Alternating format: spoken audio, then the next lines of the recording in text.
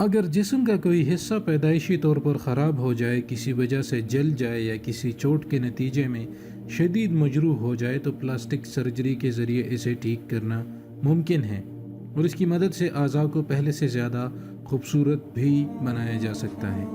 ذیل میں سوالات و جوابات کی شکل میں پلاسٹک سرجری کے بارے میں مفید اور اہم معلومات دی جا رہی ہیں، جو کہ ڈاکٹر مامون رشید نے تحریر کی ہیں۔ اب پہلا سوال یہ ہے کہ جب ہم پلاسٹک سرجری کا نام لیتے ہیں تو پہلا سوال ذہن میں آتا ہے کہ اس کا پلاسٹک سے کیا تعلق ہے۔ اس شعبے کے تعارف کے ساتھ یہ بھی کہ اسے یہ نام کیوں دیا گیا ہے۔ تو اس کا جواب ہے کہ سرجری کے شعبے کی وہ شاخ جس کا تعلق چہرے یا جسم کے دیگر اعضاء کے بگاڑ کو درست کرنے سے ہے، یہ بگاڑ پیدائشی ہو سکتا ہے، کسی چوٹ یا زخم لگنے کی وجہ سے ہو سکتا ہے، یا سرطان یعنی کینسر کے نتیجے میں جسم کے کسی عضو کے ضائع ہو جانے کے بعد بھی سامنے آ سکتا ہے۔ پلاسٹک سرجری دیگر سرجریوں سے ذرا مختلف ہے، اس لیے کہ یہ جسم کے کسی خاص عضو تک محدود نہیں ہے، بلکہ پورے جسم یا اس سے زیادہ حصوں کا احاطہ کرتی ہے۔ جہاں تک اس کے نام کا تعلق ہے تو پلاسٹک یونانی زبان کا لفظ ہے، پلاسٹیکوس سے ماخوذ ہے، جس کے معنی کسی چیز کو ڈھالنے یا شکل دینے کے ہیں۔ اس سرجری میں چونکہ اعضاء کو دوبارہ ری شیپ دی جاتی ہیں، اس لیے اسے پلاسٹک سرجری کہا جاتا ہے۔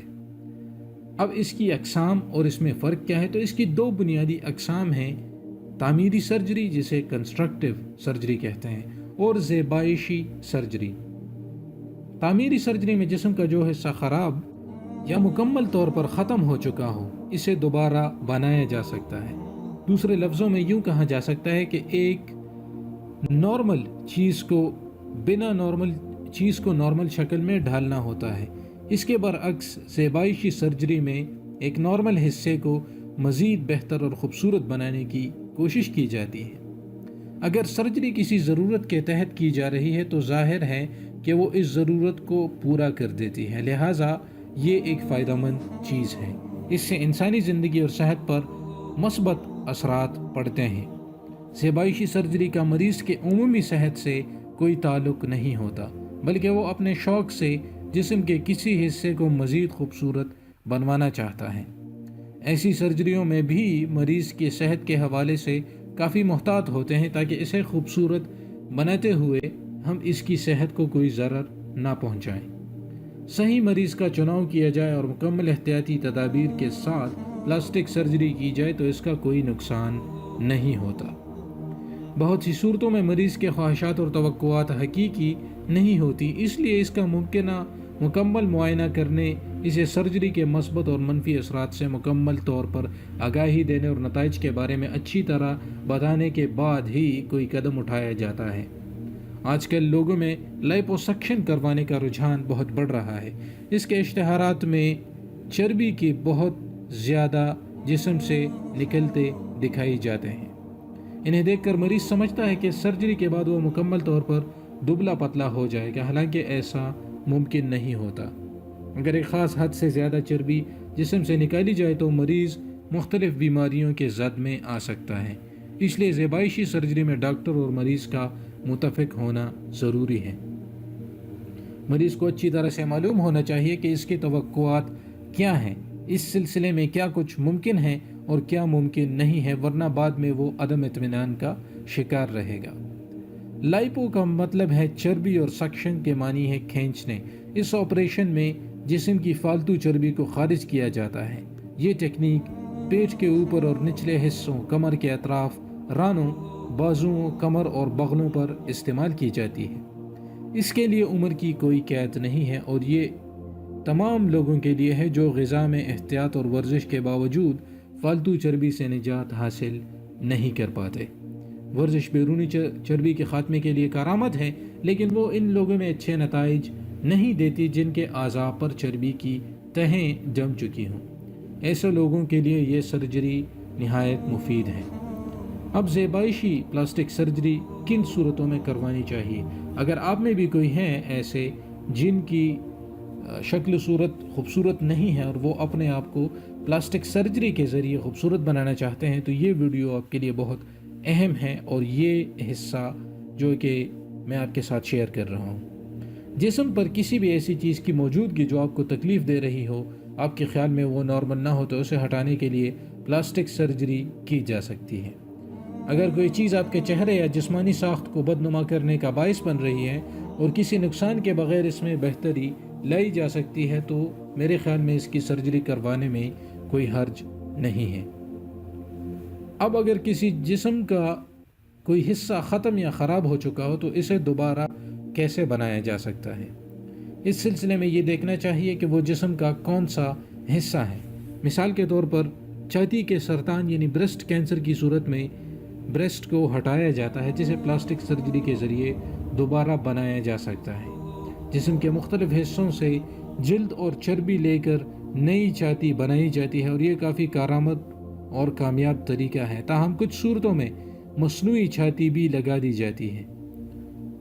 منہ اور گردن سے سرطان کی رسولیاں نکالنے کے بعد جسم کے دوسرے حصوں سے مواد لے کر ان حصوں کو دوبارہ بنا دیا جاتا ہے۔ مثال کے طور پر اگر کسی شخص کا ایک جبڑا نہیں ہے تو ٹانگ سے ہڈی کا ایک ٹکڑا لے کر نیا جبڑا بنا دیا جاتا ہے۔ مصنوعی چھاتی لگائی جا سکتی ہے، جبکہ دیگر تمام اعضاء کو جسم کے ہی دیگر حصوں کی مدد سے دوبارہ بنایا جاتا ہے۔ کٹے ہونٹ اور تالو کی سرجری کے لیے مریض کی عمر 6 ماہ اور 9 ماہ ہے، بہترین عمر۔ سرجری کے بعد کٹے ہونٹ کے کیس میں ہم 5ویں دن زخم کے ٹانکے کھول دیتے ہیں، اس لیے کہ زخم جلدی بھر جاتا ہے۔ تالو کی سرجری میں ہم بچے کو اسی شام پانی اور دودھ پلانا شروع کرا دیتے ہیں، چونکہ اس کے ٹانکے جسم میں جذب ہونے والے نہیں ہوتے، لہٰذا مقررہ وقت کے بعد انہیں نکال دیا جاتا ہے۔ والدین سے کہا جاتا ہے کہ 2 ہفتوں کے بعد اسے نیم ٹھوس غذا کھلائیں۔ بڑی عمر کے بچے کے تالو کی مرمت کروانے میں کسی قسم کی پیچیدگیوں کے حوالے سے اگر ہم بات کریں تو سب سے زیادہ خدشہ خون کے ضائع ہونے کا ہوتا ہے۔ اگر بچے کی سرجری 3 سال کی عمر میں یا اس کے بعد کروائی جائے تو اس بات کا امکان ہوتا ہے کہ وہ لفظوں کی ادائیگی صحیح طرح سے نہ کر پائے، اس کی بار بار سرجری کی ضرورت پڑ سکتی ہے، لہٰذا بہترین نتائج حاصل کرنے کے لیے پہلے سال کے دوران ہی سرجری کروا لینی چاہیے۔ اگر مریض کو مکمل بے ہوش کر کے سرجری کی جانی ہو تو اسے کہا جاتا ہے کہ سرجری سے پہلے 6 سے 8 گھنٹے تک کچھ نہ کھائے نہ پیے، اس کے علاوہ اور کوئی احتیاط نہیں ہوتی۔ البتہ کچھ احتیاطیں سرجری اور جسم کے حصے کو سامنے رکھ کر بتائی جاتی ہیں۔